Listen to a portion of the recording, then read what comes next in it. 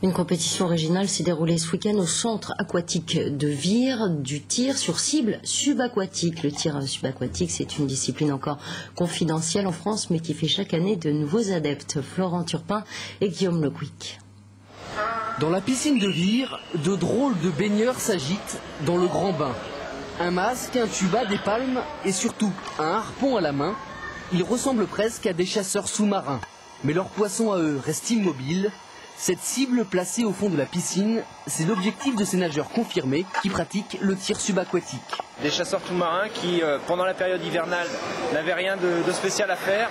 Donc on trouvait ce sport, c'est-à-dire le tir sur cible, c'est-à-dire s'entraîner dans une piscine l'hiver. Le tir subaquatique, une discipline encore confidentielle en France. Un sport où pour briller, il ne suffit pas d'être précis, il faut surtout avoir du souffle. Alors 3 épreuves, une je dirais pas physique, mais la précision, 10 tirs à faire en 10 minutes, le biathlon et le super biathlon qui sont des épreuves un peu plus physiques où il y a des parcours d'apnée avec des tirs.